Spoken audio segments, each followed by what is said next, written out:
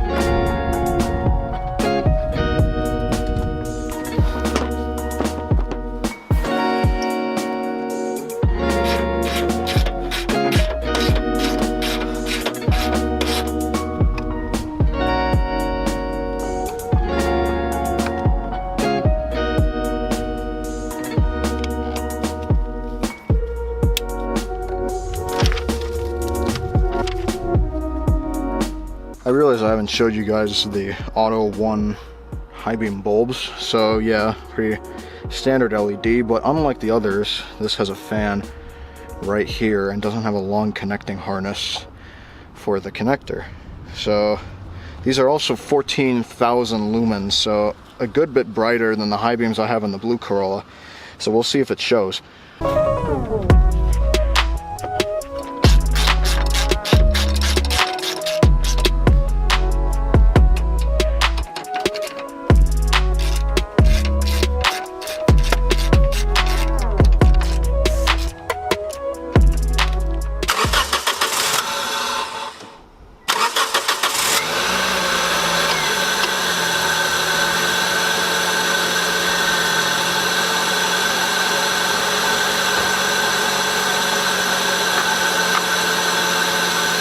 So now I'm just gonna let the car idle for half an hour-ish, and just, yeah, let it sit. I'm gonna monitor some live data to see if it's running lean and see if it's, or see if it's running okay, see if there's gonna be any pending codes that come up. So now it's really just a monitoring game. I didn't tell you guys this, but I had a check engine light just yesterday for the secondary air injection. We'll see if this does anything with it, because now it's not really using the air injection at this point. So I'll see if I get another light. If I do, I might have to hook it up how Injen intended it so I can pass emissions. Here in Colorado, we don't use carbs, so I don't necessarily have to take the intake off unless there's an issue. Either then, still a bit more than a month before I'd actually have to take it to emissions, so not a problem. The sound, I think, is going to be worth it for me. I don't know how much power this is actually going to make, but we'll see.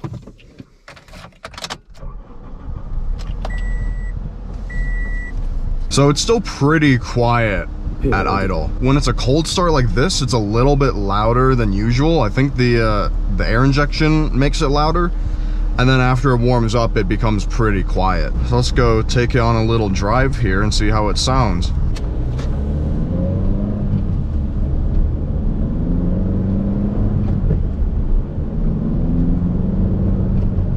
Definitely louder.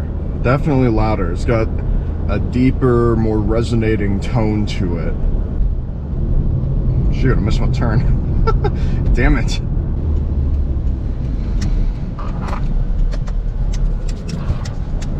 Sketch.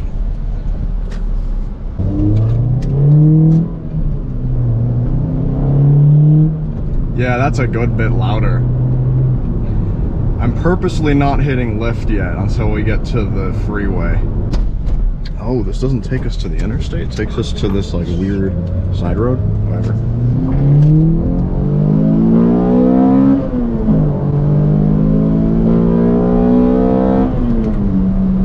Sheesh. Oi, oi, oi. Oh. Okay, lift is very prevalent. One of my complaints with this car, one of my first impressions, my first complaints, was that, yeah, I can feel lift, but there's some times where I'm not 100% sure it hits lift, because I'm not 100% sure I can hear it, and it's just enough of an incline to where I'm not really sure I can feel it. There is no question now when this thing hits lift. That is good. That is very good.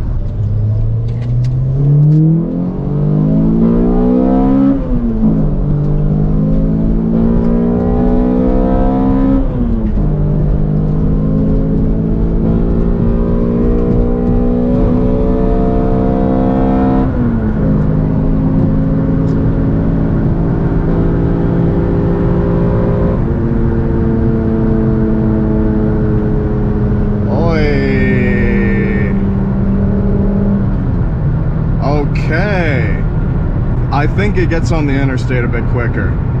I've done that pull a few times, getting onto this interstate.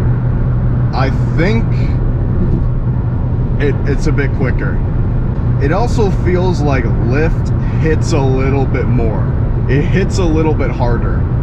And it definitely sounds like it too.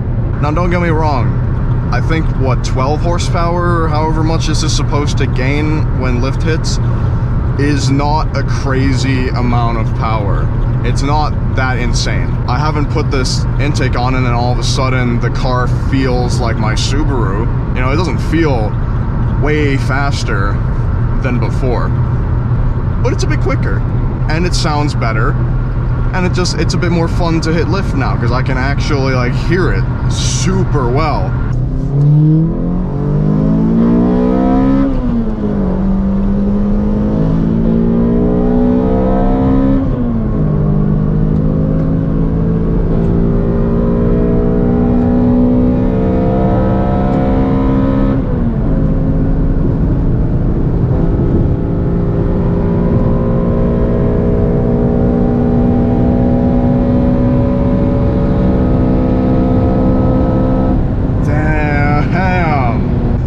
Again, like I was saying, not crazy fast, but that's fun. That is fun. It is now so incredibly fun to hit lift. My final thoughts on this intake. I paid around $300, which for an intake is pretty expensive. Very happy with this intake though. Despite the fact that it was $300, I think it does help the car kick a little bit more. And it sounds a lot better. It sounds so good. Especially when that second cam profile changes over. Wow. When lift hits, it becomes something else. That sound is incredible. That's gonna do it for today's video. If you enjoyed, go ahead, leave a like, comment down below, subscribe to the channel if you are new, and I will see you all in the next video. Goodbye.